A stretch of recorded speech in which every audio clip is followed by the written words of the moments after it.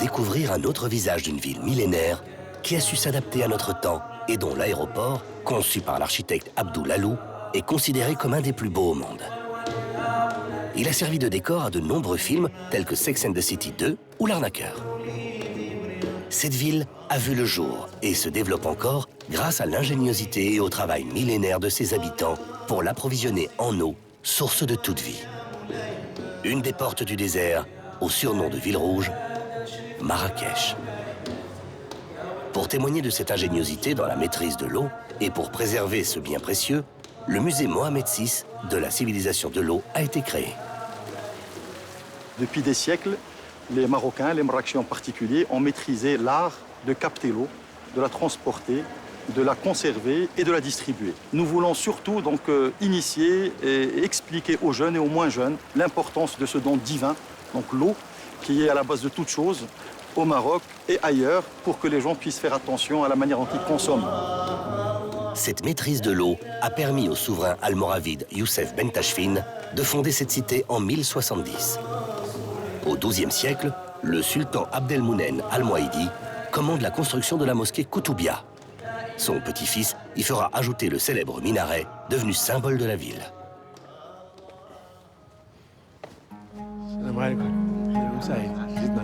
Nous avons le rare privilège de pouvoir y entrer. Et surprise, ce ne sont pas des marches qui nous attendent, mais une longue pente servant à gravir ces 7 étages pour accéder à sa plateforme à 69 mètres du sol. Cette pente est ponctuée de 6 salles superposées. C'est l'un des plus beaux monuments d'Afrique du Nord.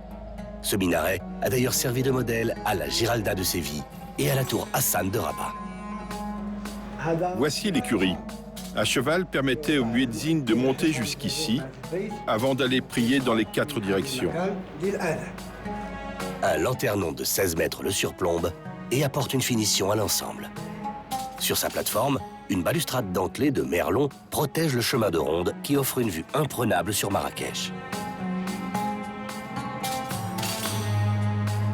La Koutoubia, d'ailleurs, tire son nom de kitab ou des Koutoubi, c'est-à-dire des libraires. En fait, c'est la mosquée des libraires. C'est le site le plus ancien de Marrakech et le plus célèbre du Maghreb. Ces nefs, soutenues par de nombreux piliers blancs, forment l'une des plus vastes salles de prière du Maghreb. Elle peut accueillir jusqu'à 20 000 fidèles.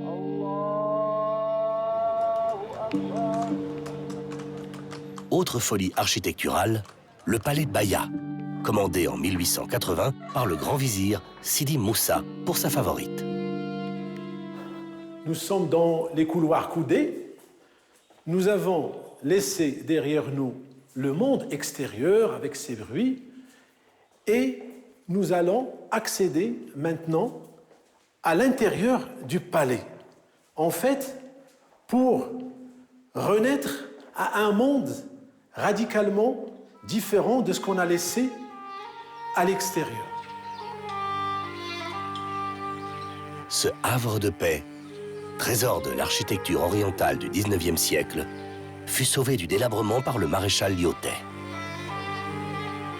Il fut le premier résident général du protectorat français au Maroc en 1912 et en fit sa résidence. C'est quand même une configuration de 62 riads, petits et grands, maisons et maisonnettes. C'est quelque chose d'assez unique dans l'histoire urbaine, mais c'est un quartier ou une petite cité à l'intérieur de Marrakech. C'est une cité dans la cité.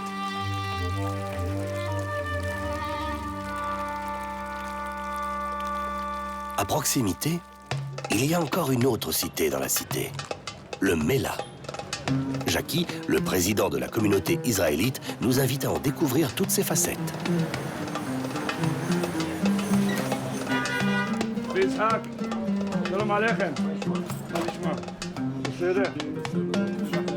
Ce quartier juif illustre parfaitement l'entente entre les différentes communautés religieuses à Marrakech, ville qui compte d'ailleurs une des plus grandes communautés juives au Maroc.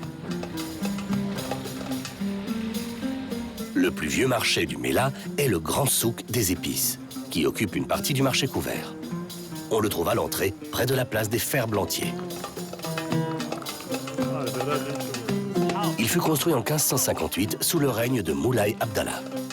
Pour embellir sa ville, le sultan saadien sut tirer parti du talent de la population juive qui avait fui l'Espagne. En contrepartie, ces nouveaux habitants purent trouver une relative sécurité à l'intérieur de ce quartier cloisonné, à l'ombre du palais royal. Patrimoine historique de la ville, il a été dernièrement entièrement restauré, tout en conservant son activité. Ben voilà, là c'est la Drb Talmud Torah. Drb, c'est la rue du Talmud Torah, de la rue où il y avait la maison d'études de Torah. Et voilà, c'est une rue qui est revenue, hein, qui n'avait plus ce nom depuis 30 années. Et puis on va avancer vers la synagogue. La synagogue Al-Zama date du début du XXe siècle. Son originalité, faire partie d'une série de bâtiments érigés autour d'un patio central soigneusement entretenu. Les peintures et zéliges du patio marient le blanc et le bleu avec raffinement.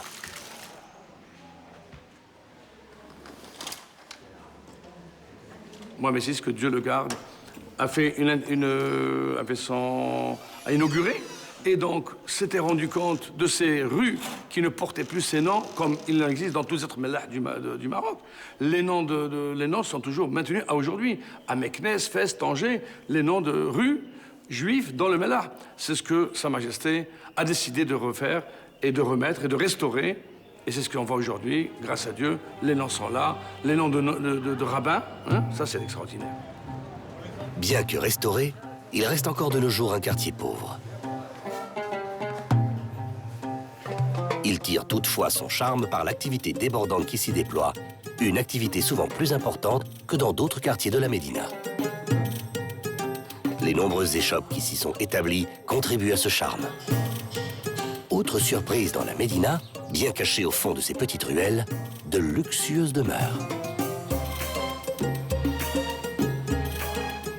Le riad ou la maison d'hôte est une forme d'hébergement traditionnelle avec une architecture purement marocaine. Ils sont généralement plantés au niveau des médinas ou bien des circuits touristiques et sont perçus comme étant un hébergement authentique qui peut offrir une expérience inédite. Donc ce type d'hébergement a connu une évolution importante au niveau de Marrakech. Aujourd'hui, nous disposons de 1300 unités maison d'hôte classées avec une capacité litière de 16 000 lits, soit l'équivalent de 24% de la capacité litière de la destination.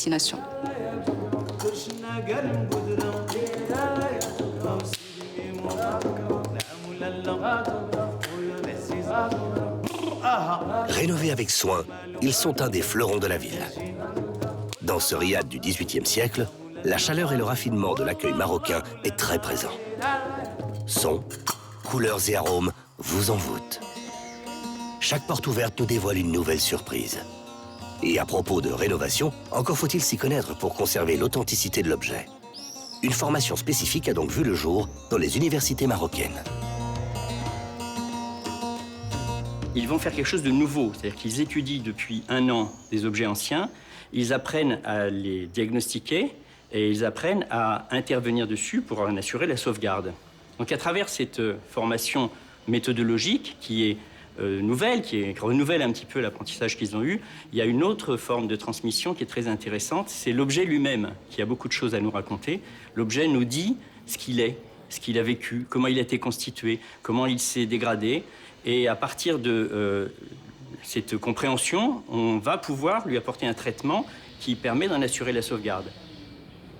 On travaille sur des collections, des minbars qui vont être exposées dans le futur musée Ben Saleh du Marrakech. Et on travaille aussi sur des horloges, des portes, des anciennes portes.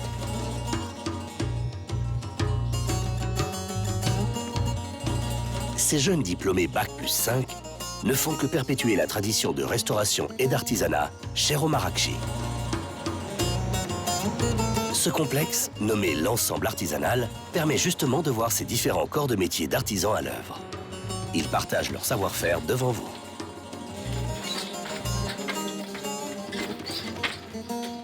Le fait que Marrakech a côtoyé des designers du monde entier et des jeunes designers marocains, ce secteur a évolué d'une manière remarquable. On a conquis, je peux vous dire, tous les intérieurs avec cette rénovation, cette autre vision de l'artisanat marocain, comme on appelle de l'artisanat revisité, qui est faite de la main, de savoir-faire marocain, et dans un contexte moderne, contemporain. On a commencé à faire des choses comme ça qui peuvent vraiment s'intégrer dans tous les intérieurs, que ce soit marocain ou européen ou vraiment dans le monde entier. Et ça a connu vraiment, comment dirais-je, une évolution très importante.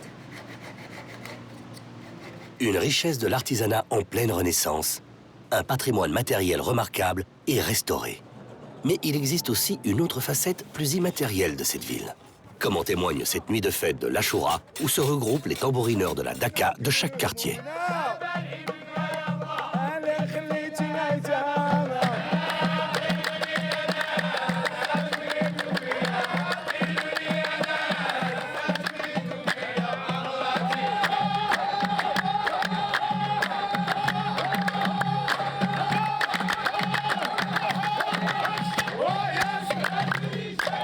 Cet art de la Daka est courant à Marrakech. Nous nous sommes engagés depuis notre enfance à le préserver. C'est une tradition qui est propre à la ville et au Maroc. C'est un art enraciné. Nous sommes donc tenus de le préserver. C'est un héritage culturel de Marrakech. On ne peut quitter Marrakech sans aller au cœur de la Médina, sur la place Djemma El Fna, qui fait partie du patrimoine oral de l'humanité. Tout comme l'ambiance du désert ne se raconte pas, celle de la place doit aussi se vivre. Une multitude de petits restaurants de plein air regroupent allée par allée les spécialités culinaires de la région. Leurs recettes traditionnelles font d'elles une des cuisines les plus savoureuses du Maghreb, savamment épicée et joliment colorée. Ils investissent son centre en début de soirée et participent à parfumer tous les alentours. Un régal pour les amoureux de senteurs et de saveurs. Soyez bienvenus les amis de Marrakech et de Maroc, soyez les bienvenus.